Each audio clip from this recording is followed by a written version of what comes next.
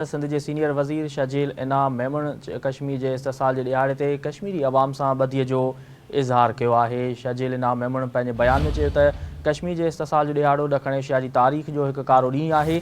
भारत जम्मू और कश्मीर की आईनी हैसियत तब्दील करे आलमी कानून की भञकड़ी कई।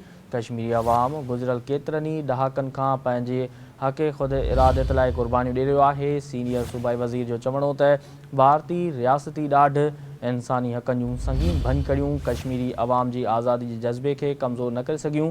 पाकिस्तानी क़ौम पंहिंजे कश्मीरी भाइरनि ऐं भेनरुनि सां यकजहती जो इज़हार करे थी। उन्होंने चयो त पाकिस्तान पीपल्स पार्टी हमेशा कश्मीरी अवाम के हक़ ख़ुद इरादत के मज़बूत हामी रही है।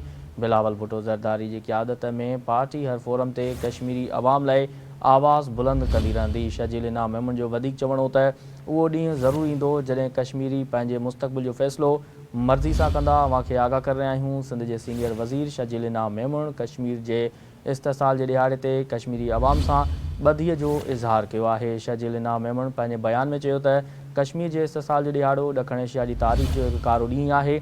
भारत जम्मू और कश्मीर की आईनी हैसियत तब्दील करे आलमी कानून की भञकड़ी कई। कश्मीरी अवाम गुज़िरियल केतरनि ई ॾहाकनि खां पंहिंजे हक़ ख़ुद इरादत लाइ क़ुर्बानियूं ॾेई रहियो आहे। सीनियर सूबाई वज़ीर जो चवणो त भारतीय रियासती ॾाढ इंसानी हक़नि जूं संगीन भञकड़ियूं कश्मीरी अवाम की आज़ादी के जज़्बे के कमज़ोर न करे सघियूं। पाकिस्तानी क़ौम पंहिंजे कश्मीरी भाइरनि ऐं भेनरुनि सां यकजहती जो इज़हार करे थी। हुन चयो त पाकिस्तान पीपल्स पार्टी हमेशा कश्मीरी अवाम जी हक़ ख़ुद इरादत की मज़बूत हामी रही है।